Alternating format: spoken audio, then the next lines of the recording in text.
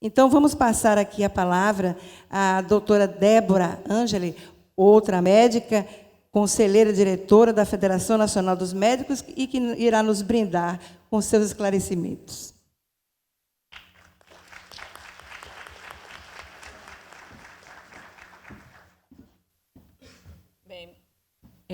Primeiro, queria agradecer ao convite dos organizadores, que muito me honra estar aqui hoje à tarde, com uma plateia assim, extremamente seleta. Inclusive, quando recebi o convite, eu me fiz a pergunta o que eu poderia trazer para uma plateia que, basicamente, é constituída de advogados e magistrados. Então, estou aqui agora para tentar. Bom, eu queria só pedir a vocês paciência de que eu prefiro fazer a apresentação lá de baixo, por uma questão de ser mais fácil de visualizar. Eu acho que talvez não tivesse nenhum problema, não é isso? Porque aqui, para mim, vai ficar um pouquinho mais difícil, e a apresentação é muito visual. Bom, vai passar?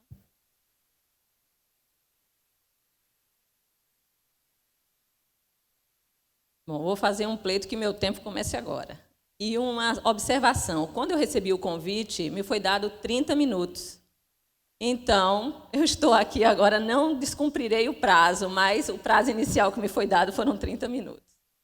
Bem, vamos tentar falar hoje acerca de considerações acerca da tutela provisória, urgência e evidência e terapêutica nas demandas de judicialização de saúde. Quando eu vi esse tema a princípio, eu praticamente, vou ter que fazer uma tradução para mim, o que está significando isso, mas para a gente, resumidamente, é a questão das liminares na saúde. Então, é um tema que é claramente jurídico, mas tem uma interface extensa com a área médica, está no nosso cotidiano, e nós lidamos com isso diariamente e temos que definir limites éticos para essa atuação. O médico está envolvido nessa questão desde como assistente ou médico prescritor, aquele que indica aqueles procedimentos, como médico, em algum momento, como perito, como assistente técnico, agora, recentemente, nos últimos 5 anos, como assessor do NAT, que é o Núcleo de Assistência Técnica ao Magistrado, e, recentemente, uma coisa muito nova, que eles estão chamando de resolução de segunda opinião, que eu discordo frontalmente, que é uma resolução normativa da ANS, a 424, de 2017, em que eles estão solicitando que, após o procedimento indicado, mas procedimentos que estão no rol de procedimentos ou dentro do contrato, em que a operadora tem uma divergência, que ela peça uma segunda opinião a um médico da operadora, e, no caso de manter a divergência, que vai ter um desempatador, que, na verdade, esse desempatador diz que o conjunto dos dois decidem, mas é pago pela operadora. Então, realmente, é uma situação de uma desproporcionalidade no final da decisão. A judicialização da saúde está diretamente ligada a essa questão da tutela provisória, das liminares. A gente tem que lembrar do direito constitucional à vida e à saúde, da nossa Constituição Cidadã, do artigo 5º, do artigo 96, que é um direito de todos, dever do Estado, acesso universal, igualitário, os princípios do SUS, doutrinários, universalidade, equidade, integralidade. Isso nós temos que lembrar o tempo todo. E a judicialização nada mais é do que uma estratégia de reivindicação de direitos pelos atores sociais. Nada mais é do que isso. E o judiciário é um importante espaço de garantia do direito à saúde. Esse espaço tem sido cada vez mais utilizado. Então, essas ações e solicitações de tutela provisórias vêm da percepção de direitos e de necessidades do cidadão. E nós temos aí vários atores envolvidos, e temos que fazer, obviamente, uma interface crítica com a justiça distributiva e com a autonomia da pessoa na defesa de sua integridade física e moral. Porque os recursos existem, mas esses recursos são finitos, mas as necessidades existem. Então, nós temos que trabalhar sempre nessa perspectiva. Preparando esse material, eu achei um relatório extremamente interessante e algumas observações do CNJ. Nas estratégias do CNJ, na estratégia do Judiciário até 2020, tem lá que é um dever do Judiciário fortalecer o Estado democrático, fomentar a construção de uma sociedade livre, justa, solidária, por meio de uma efetiva prestação jurisdicional, que é isso que a tutela antecipada, que essa situação vem buscando. Então, o judiciário ele tem que ser reconhecido, isso é meta, é estratégia do próprio judiciário, através do CNJ, como instrumento efetivo de justiça, equidade e paz social. E como obter isso sem saúde? O judiciário ele tem que ter a credibilidade de ser reconhecido como um poder célere, acessível, responsável, imparcial, garantindo o exercício pleno de direitos de cidadania. E essa celeridade, essa imparcialidade se busca nas tutelas. O judiciário ele é foco de muitas expectativas da sociedade, não só por igualdade, mas principalmente por equidade. E quando você fala em equidade, e quando você fala nas demandas do indivíduo, do cidadão na justiça, logo vem à mente a reserva do possível. Mas no nosso país, em que nós estamos tentando garantir para o cidadão o mínimo, mas, na verdade, o que nós precisamos é garantir pelo menos o necessário. O mínimo, às vezes, não é o necessário. E quando nós vemos isso daqui, talvez a imagem não esteja muito clara, mas é muito difícil você discutir com o cidadão a reserva do possível, a justiça distributiva, quando nossos legisladores, senadores e deputados têm um plano de saúde que é ilimitado. Eu trouxe para os senhores apenas um recorte da situação do plano de saúde dos senadores, que eles têm, os eleitos, uma mensalidade zero. Os ex-senadores também têm uma mensalidade zero. Atualmente, esse é um material que já tem 3 anos. Nós tínhamos 81 eleitos e 300 ex-senadores e pensionistas, que o limite de gastos não existe para assistência à saúde, que o limite de gasto odontológico também não existe. E para o ex-senador e para os seus pensionistas, 33 mil ao ano, isso há 3 anos atrás, para gastos odontológicos. O plano deles é vitalício, ele deixa de fazer a representação e para a vida inteira ele vai ter esse plano. E quem tem direito? O parlamentar, sua mulher e filhos até 21 anos, mas agora os filhos até 33 anos. E o que esse plano cobre? Para a gente poder fazer uma correlação, esse plano cobre tudo, desde que ele apresente um recibo e esse recibo não tenha nenhum indicativo de que está fraudado. É só isso que precisa. Então, como vamos discutir a reserva do possível quando nós vamos olhar aquele cidadão e fazer uma negativa com essa observação? O judiciário ele tem muitas expectativas da sociedade. Esses corredores cheios, essas pessoas que não têm assistência devida, elas, na verdade, buscam por várias maneiras os seus direitos. E quando chega o momento final em que ela não consegue mais fazer nenhuma busca por si própria, ela diz, eu vou pegar meus direitos na justiça. E isso independe de classe social, eles vão das várias formas. Agora mesmo, na Bahia, nós estamos com uma situação crítica, que a União está sendo acionada pelo Ministério Público Federal e o Ministério Público aqui estadual e a Defensoria Pública, por quê? Pelo fechamento dos hospitais psiquiátricos, por uma desassistência. Então, nós temos aqui no Judiciário, foco dessas grandes expectativas, nós temos um juiz que não pode ficar solitário nessa defesa, um juiz que ele tem que ser instrumentalizado com informações importantes para tomar sua decisão. É uma decisão difícil, mas é uma decisão que ele vai ter que dar. Ele não pode procrastinar, ele vai ter que dar essa decisão e ele não pode ficar solitário diante daquele iceberg. Porque a judicialização nada mais é do que a ponta de um grande iceberg da desassistência do nosso país. A desassistência da saúde está batendo as portas do judiciário com o nome de judicialização da saúde, mas é apenas a ponta de um iceberg muito grande, que ele já vem aí há bastante tempo e agora estamos fazendo essa análise.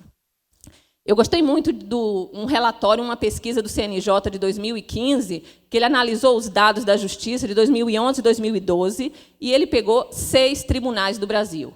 2 de grande porte, médio porte e pequeno porte. Minas, Bahia, Paraná, Rio Grande do Norte, Mato Grosso do Sul e Acre. E os critérios de escolha foi o tamanho do tribunal e se ele tinha dados disponíveis. E são dados muito interessantes. Ele observou que a postura fundamental do judiciário é a ênfase da saúde com política do Estado, reforçando os deveres dos gestores de garantir a saúde de forma integral. E um grande desafio para o judiciário é referente à mudança de governos, que deve ser seriamente enfrentado pelas instituições jurídicas, inclusive pensando em estratégias supragovernamentais de responsabilização de gestores. Nós temos a Lei de Responsabilidade Fiscal, mas a Lei de Responsabilidade Sanitária está, desde 2011, em análise.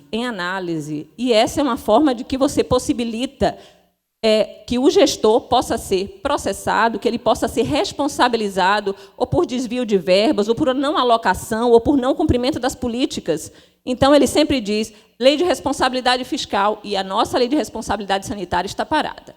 Então, o CNJ colocou que o perfil da judicialização da saúde, nessa pesquisa, é que as demandas têm foco curativo, ou medicamentos, ou tratamentos, ou prótese, e muito menos sobre aspectos preventivos.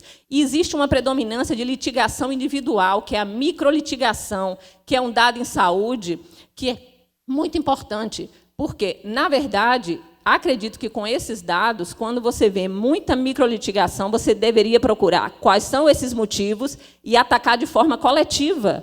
Essa é uma forma de você fazer uma redução e acredito que o CNJ está nesse caminho. E tem uma tendência de deferimento final, ou seja, na antecipação de tutela, na maioria dos casos, por esse relatório do CNJ, com dados de 2011 e 2012, houve um deferimento do pedido de antecipação de tutela sem pedido de informações complementares e, na maioria dos casos, houve a confirmação na sentença de primeira instância e também no acórdão da segunda instância. O perfil da judicialização recente ele tem tido uma tendência de usar o NAT, o Núcleo de Assistência Técnica, e principalmente nas capitais. A judicialização da saúde na Bahia, nós conseguimos alguns dados do Ministério Público Estadual, do CESAL, que aqui na Bahia, 60% das liminares solicitadas junto ao Ministério Público são vagas de internação de leitos de urgência, principalmente os leitos de UTI, e o restante solicitação de medicações incorporadas ao SUS. Não são medicações especiais, não são medicações experimentais, aquelas da lista do rol de medicações do SUS. Então, boa parte dessa judicialização se dá por insuficiência de recursos de direitos que deveriam estar garantidos. Não é nada excepcional. E nós temos aí, em relação a essa questão de leitos, em 2012, um processo na 8ª Vara da Fazenda Pública, aqui na Bahia, que está solicitando mais de 3.000 leitos com comprovada insuficiência e, desde essa data, não há nenhuma decisão, não há nenhum encaminhamento efetivo. E, obviamente, esse déficit de 3.000 leitos se reverte em inúmeras ações. Então, as demandas ligadas a medicações, novas tecnologias, medicamentos experimentais, eles não vão para o Ministério Público, eles têm ido, aliás, pelo Ministério Público Federal, ou DPU, porque é ligado à Justiça Federal. Então, na verdade, o que a gente vê? Que a judicialização da saúde é uma realidade que tem sido imposta ao cidadão. O cidadão não decide que vai, eu quero judicializar, eu preciso, eu não tenho outra alternativa. Esse não é uma foto de que eu peguei em algum lugar na internet e estou utilizando. Esse é um paciente que eu atendi há 3 semanas atrás, um senhor de 74 anos, que ficou numa UPA 21 dias.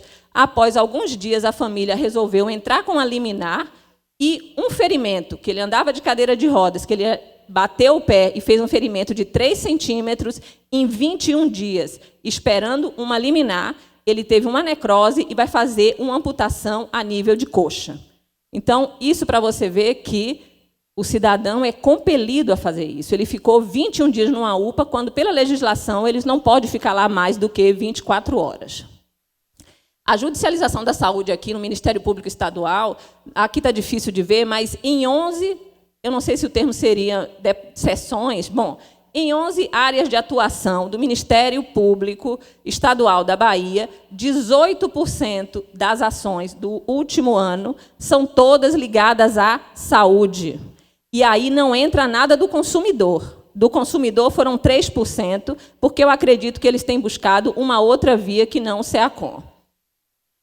Então, na verdade, nós temos também a questão da judicialização na saúde suplementar, que, por essa pesquisa do CNJ, as principais reclamações são onerosidade excessiva do contrato, Porque eles veem que a regulação é só nos planos individuais, que é 10%. O restante dos planos, você não tem nenhuma forma de regulação do valor do reajuste. E violação de cláusulas contratuais. Então, na verdade, o consumidor de planos de saúde também está buscando o que seriam direitos garantidos.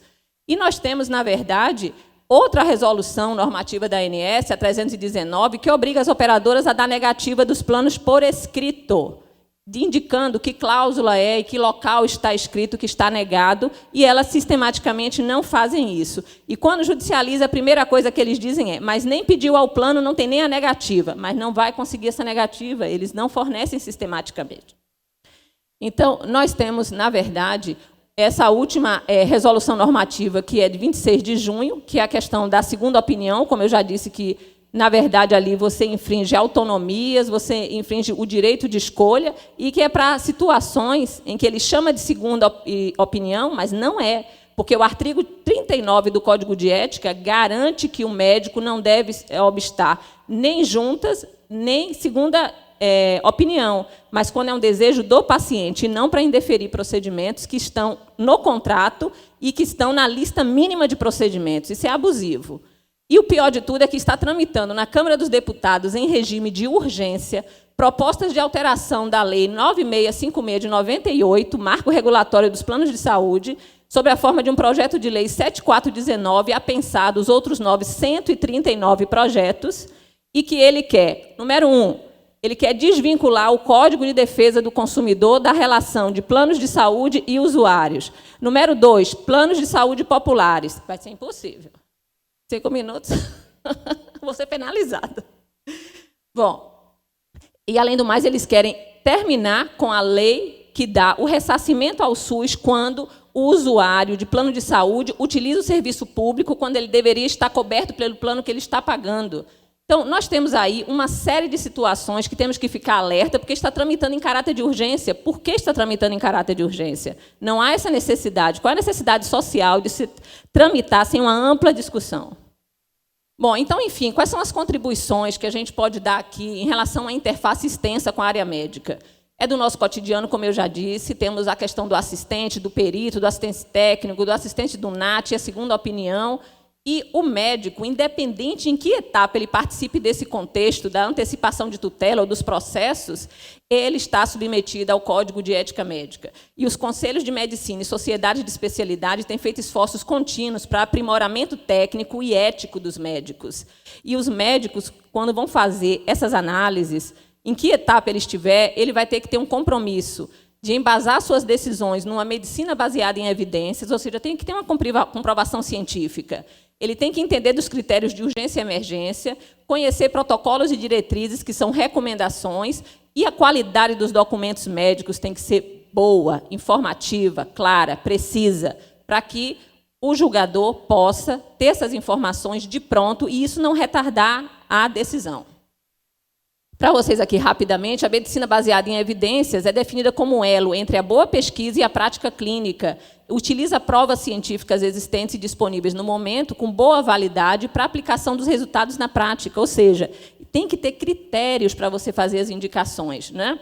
E os critérios são efetividade, eficiência, eficácia, segurança. Mas isso não faz com que você perca a questão da autonomia e da escolha do paciente e da liberdade também de atuação do médico. Os protocolos e diretrizes que a gente tanto escuta e que são necessários para as políticas de saúde, eles também não podem ser engessados e não existe uma obrigatoriedade de seguir o fluxo. Elas não podem ser inflexíveis, porque o paciente ele tem uma patologia, mas ele tem as suas circunstâncias, a sua história pessoal, história médica, e isso, por isso que tem o médico, para você fazer o conjunto desse julgamento. E, principalmente, quando você fala em urgência e emergência, tem um critério que é extremamente interessante. Tem um artigo que ele fala de definições de urgência e emergência, critérios e limitações. Esse artigo ele traz um conceito de que a urgência é um contínuo, que existem limites imprecisos e que nós trabalhamos com probabilidades, com muitas variáveis biológicas e circunstâncias em cada caso concreto. A urgência seria um processo agudo, clínico ou cirúrgico, sem risco de vida iminente. Nesse caso, há um risco de evolução para complicações mais graves ou mesmo fatais, porém, não existe um risco iminente de vida. E, na emergência, é um processo com risco iminente de vida diagnosticado, necessário tratar nos primeiros minutos ou primeiras horas após a sua constatação. Existem estudos que falam em que não usam o termo emergência, se usa como urgência vital, que seria o último grau de uma urgência.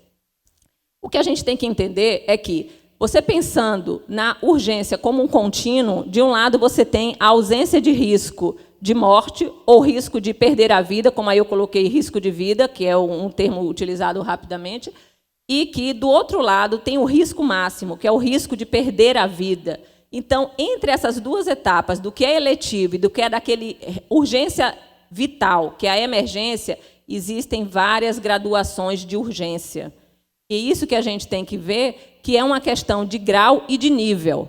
A gradação da urgência ela se dá em tempo, necessidade de agir e gravidade, e estão intimamente ligados. Quanto maior a gravidade, maior a iminência e importância do risco de vida. Então, maior é a necessidade de uma ação terapêutica e menor o tempo. Eles são inversamente proporcionais. E nós temos na urgência duas dimensões do tempo. Uma quantitativa e outra qualitativa. A quantitativa diz respeito à velocidade, à rapidez, o fator tempo em si. E a qualitativa sugere o momento oportuno para agir e pressupõe uma escolha, o fator necessidade de agir, pois a maior ou menor rapidez da ação é o resultado de uma escolha ligada à apreciação do grau de urgência, que aí escreve uma ordem de prioridade. Como existe necessariamente um prazo antes da execução, é preciso decidir o que é tolerável.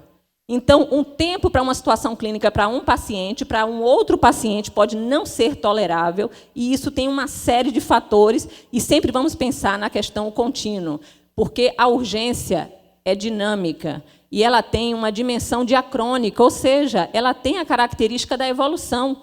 Aquele paciente que eu mostrei a foto, que é meu paciente de 3 semanas, ele começou com uma lesão de 3 centímetros e ele evoluiu em 21 dias para uma necrose em pé com necessidade de amputação a nível de coxa. Então, é uma situação realmente complexa você ter que fazer essa definição. Ela tem que ser analisada sobre vários enfoques. Então, não existe uma urgência nem uma emergência. Existem urgências e emergências e várias ordens de realidade para vários pacientes e que não escapa também de contextos sociais, suas várias expressões e determinações. Às vezes, uma patologia de um paciente que pode ter boa alimentação, que pode estar em casa descansando, afastado do trabalho, ele evolui de uma forma. Aquela mesma patologia, num paciente que se alimenta mal, que ele tem que continuar trabalhando de qualquer jeito porque ele tem vínculo precário de trabalho, é outra situação. Então, a mesma patologia, você faz análises diferentes a depender das circunstâncias daquela pessoa. E o prognóstico, isso para mim é extremamente relevante quando você fala em prognóstico médico na determinação da urgência. O prognóstico médico entra como um dado importante na determinação, ou seja, como vai evoluir aquele paciente. Mas a gente tem que lembrar que nós trabalhamos com vários elementos de natureza probabilística. E, por essa razão, quando nós fazemos um prognóstico, é uma aposta esclarecida e não uma certeza objetiva. Você nunca tem 100% de certeza como aquele paciente vai evoluir.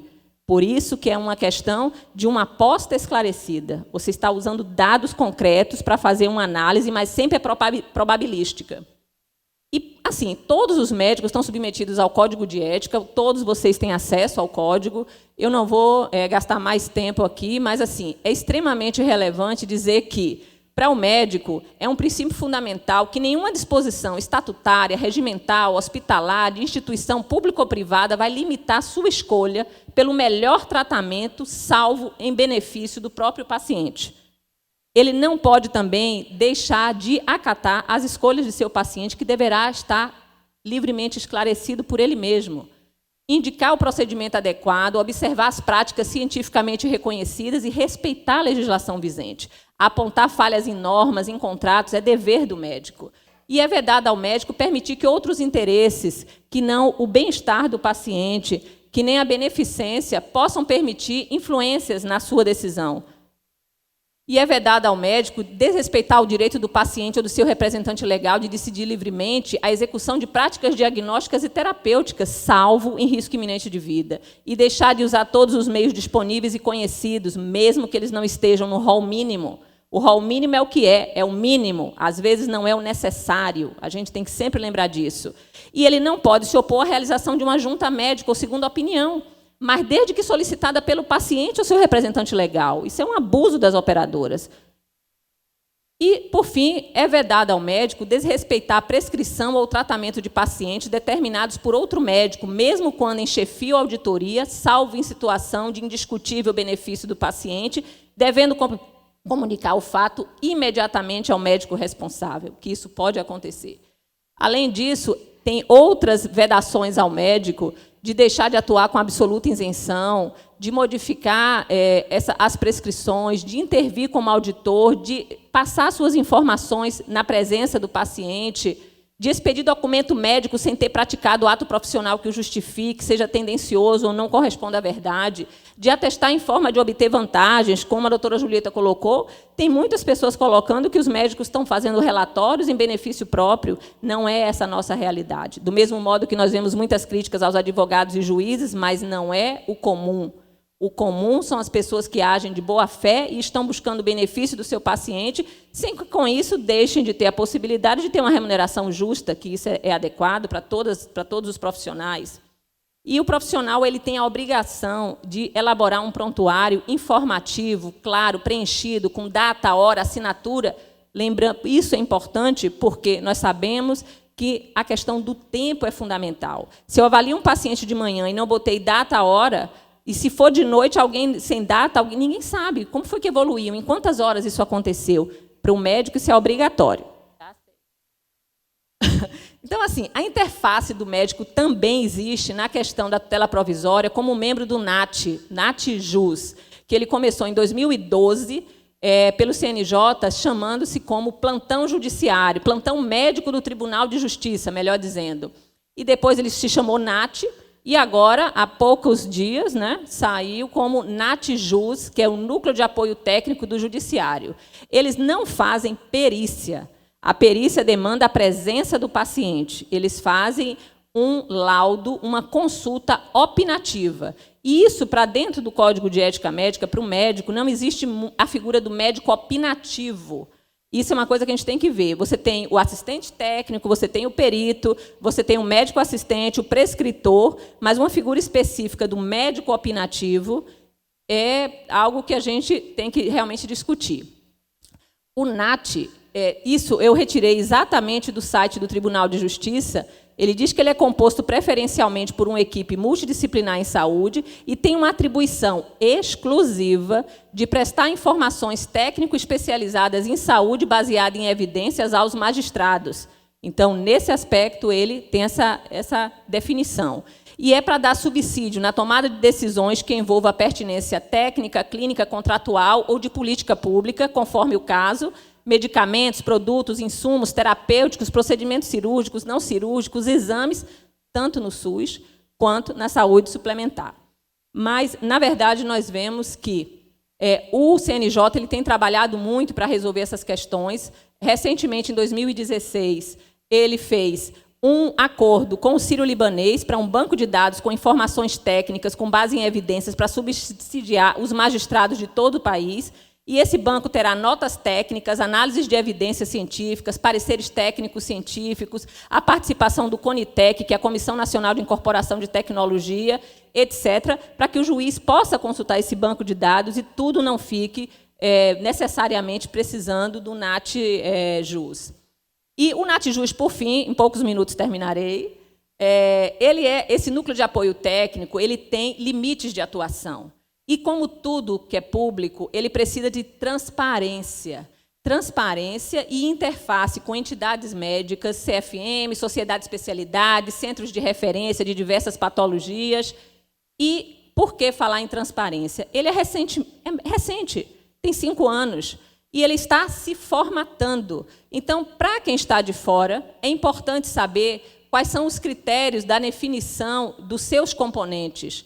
Porque, por mais que você diga ele vai dar uma opinião que vai influenciar a decisão do magistrado. A gente sabe que não é vinculativo, mas ele poderá apontar o olhar do magistrado para uma direção ou outra.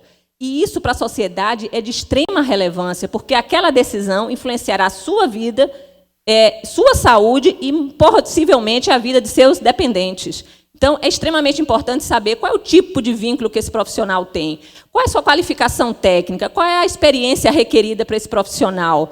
Tem algum tipo de impedimento estabelecido? Ele vai ter que ter, como alguns representantes, por exemplo, da ANS, tem que ter uma quarentena ao sair de planos de saúde, porque ele vai trabalhar com isso. Qual é o suporte técnico que esses membros têm? Afinal de contas, eles não vão ter expertise em todas as áreas da medicina, e eles têm que dar uma resposta em 48 horas.